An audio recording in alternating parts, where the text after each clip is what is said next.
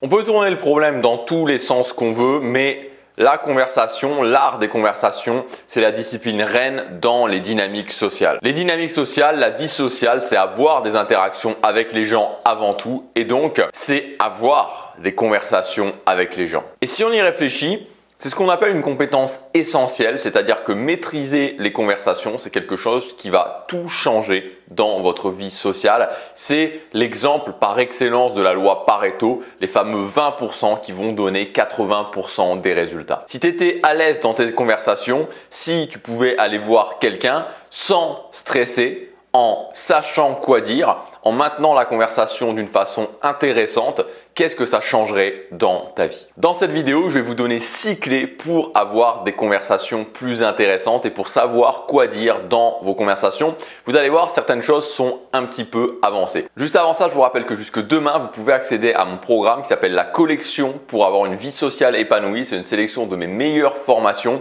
Donc chacune de ces formations est vendue à 199 € l'unité. Il y en a 5 normalement, mais jusque demain, vous pouvez y accéder avec une promotion. Donc c'est le premier lien dans la description. Il suffit simplement de cliquer sur ce lien. Vous verrez, vous avez tout le programme. Vous pouvez tout simplement regarder si ça vous intéresse. La première clé pour être à l'aise dans ces conversations, c'est avoir ce que j'appelle une collection d'ouverture.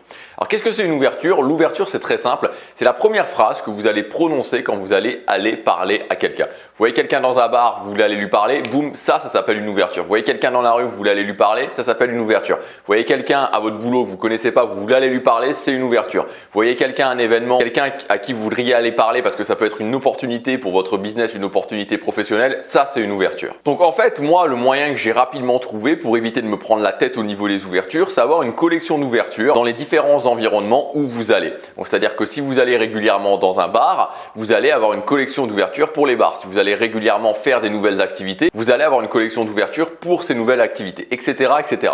Donc pour chaque type d'activité, c'est simple, vous les notez très clairement, vous ne prenez pas la tête, c'est mécanique mais ça fonctionne. Vous les notez et vous allez pouvoir les utiliser de façon automatique et vous allez voir, ça va vous changer la vie parce que vous allez être dans une situation précise, vous allez avoir votre liste d'ouverture et quand vous les aurez pratiquées un petit peu, vous verrez que ça sera super naturel et que ce sera beaucoup plus simple. Le deuxième point, c'est d'apprendre à raconter, et quand je dis apprendre à raconter, ça veut dire apprendre à raconter des anecdotes, apprendre à raconter des histoires. Vous avez très certainement remarqué que les gens qui sont à l'aise socialement, c'est des gens qui vont arriver quelque part et qui vont être dans cette capacité de raconter une histoire, de raconter une anecdote. On dirait qu'ils ont toujours quelque chose d'intéressant à raconter, on dirait qu'ils ont toujours l'histoire qui fait la différence ou le truc qui leur est arrivé qui fait la différence et où les gens commencent à écouter. Ouais, ils arrivent au boulot où il y a les gens qui sont à la machine à café, ils arrivent, tu sais pas ce qui m'est arrivé, tu sais pas ce qui vient de m'arriver, c'est pas ce qui m'est arrivé hier, c'est pas ce qui m'est arrivé la semaine dernière.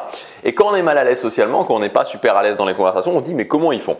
Comment ils font? Ils pratiquent tout simplement. Il n'y a pas de miracle par rapport à ça. Donc moi, le truc que je faisais, alors ça va vous paraître aussi bizarre, mais voilà, il faut savoir aller au-delà des choses qui font bizarre quand on est mal à l'aise et qu'on veut s'améliorer. C'est que j'avais pris l'habitude, en fait, tous les soirs, à moi-même, de me raconter une anecdote ou une histoire de quelque chose qui était arrivé dans ma journée. Donc vraiment, je m'imaginais comme si je parlais à quelqu'un et je me disais, ok, Gabriel, il faut que tu trouves, et tous les jours, donc c'est un petit peu comme une sorte d'improvisation, en fait, comme si vous faisiez du théâtre d'improvisation, et tu vas imaginer que tu vas raconter un événement de ta journée qui t'est arrivé et tu vas essayer de le mettre en quelque chose d'intéressant. Et si vous voulez, plus vous le faites et plus vous allez naturellement apprendre à trouver ce genre de choses. C'est-à-dire que naturellement, vous allez commencer, enfin naturellement entre guillemets, mais vous allez voir que vous allez devenir meilleur à trouver des anecdotes, à trouver des histoires, à raconter des choses et vous allez vous surprendre ensuite quand vous allez arriver quelque part ou quand vous allez parler à quelqu'un, être capable de plus en plus de raconter ce genre de choses-là. Donc moi, c'est la technique que je vous donne, c'est une technique qui fonctionne, qui fait ses preuves. Tout simplement, tous les soirs, vous vous entraînez. Alors si ça vous fait bizarre de vous parler à vous-même, vous pouvez vous enregistrer en vidéo, vous pouvez même l'écrire sur un journal et vous vous entraînez à vous dire ok, quelque chose qui m'est arrivé aujourd'hui, j'en fais une anecdote intéressante à raconter. Le troisième point, c'est de travailler votre estime de vous-même. C'est très important au niveau des conversations. Alors, il y aurait beaucoup de choses à dire en termes d'estime de soi-même. Pour moi, l'estime de soi-même, ça passe en premier lieu par l'image que je me renvoie dans le miroir. Est-ce qu'aujourd'hui, quand vous vous regardez dans le miroir, vous dites ok, je suis fier de l'image que me renvoie le miroir. Et moi, je suis assez strict, c'est peut-être pas le mot strict, mais en tout cas, je suis assez convaincu de ça. Et plus que convaincu, c'est plus plus pour moi c'est quelque chose qu'il faut absolument faire. C'est-à-dire que je ne pense pas qu'on puisse avoir une énorme estime de soi si quand on se regarde dans le miroir, on n'est pas satisfait de l'image que nous renvoie le miroir. Donc le meilleur moyen, c'est de se mettre sur le chemin, de travailler ça. Alors il n'y a pas que ça dans l'estime de soi, mais prendre soin de soi, c'est quelque chose de très important. Et d'une façon générale, quand on l'applique aux conversations, une des choses qui va vraiment briser votre estime de vous-même au niveau des conversations, c'est de vous juger par rapport à vos conversations, c'est de vous dire ok, j'ai pas fait une conversation qui était intéressante, là j'ai pas été bon, là j'ai été nul. Et donc apprenez à arrêter ça. Apprenez à vous dire ok, j'arrête de chercher la perfection. J'arrête vraiment de chercher la perfection. La perfection, c'est un truc qui va vous bouffer, et notamment au niveau des conversations, et le fait de vous juger aussi socialement, ça va vous bouffer. Donc admettez que voilà, il y a des moments où ça va bien se passer, il y a des moments où ça va moins bien se passer. Peu importe au final, ce qui compte c'est de le faire. Soyez cool avec vous-même, arrêtez de vous juger et vous verrez que ça augmentera votre estime de vous-même. Quatrième point, ayez des sujets sur lesquels vous allez être bon pour improviser. Qu'est-ce que ça veut dire? Ça veut dire que vous allez avoir des types de sujets sur lesquels vous allez être capable d'improviser naturellement, encore une fois, parce que vous l'aurez fait, vous l'aurez fait, vous l'aurez fait et vous l'aurez refait. Un sujet sur lequel je suis très bon pour improviser, parce que j'improvisais tout le temps à chaque fois que j'allais trouver quelqu'un, au début que ce soit dans la rue, soit les filles que j'allais trouver dans la rue, ou ensuite sur les gens que j'allais voir en général quand je parlais à quelqu'un, c'est le look. Voilà, le look. Ce que je faisais, c'est à chaque fois la même chose, c'est-à-dire un élément de la personne me fait penser à quelque chose. Donc pour improviser, c'est très simple, vous prenez un élément concret de la personne, du look de la personne, et vous le rattachez à ce que ça vous fait penser, et après vous pouvez continuer, c'est-à-dire ça vous fait penser, la personne a un look qui vous fait penser à l'Italie, et ça peut vous amener à un voyage que vous avez fait en Italie. En Italie, vous avez vu un monument qui vous a inspiré, qui vous ramène au fait de parler des monuments en général, qui vous ramène à un restaurant que vous avez pris un jour à côté d'un monument, qui vous rappelle que vous êtes capable qui vous rappelle que vous avez envie de prendre des cours de cuisine. Vous voyez, c'est ça en fait. C'est-à-dire que improviser, c'est partir de quelque chose, un élément concret qui me fait improviser sur une première chose, et puis ensuite la chaîne d'improvisation peut être infinie. Alors attention, à partir du moment où vous intégrez l'autre dans cette chaîne d'improvisation.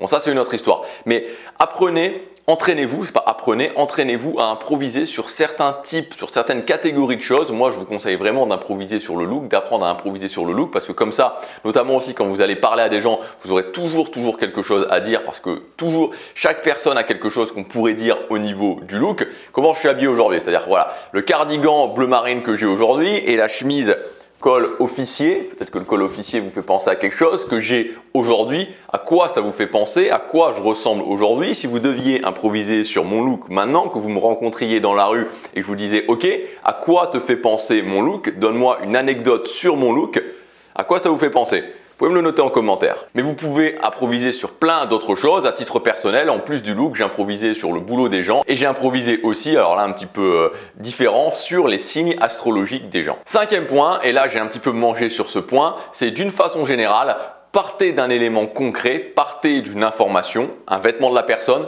ce que la personne fait dans la vie, là où la personne est partie en vacances, et improviser là-dessus. C'est toujours relativement facile.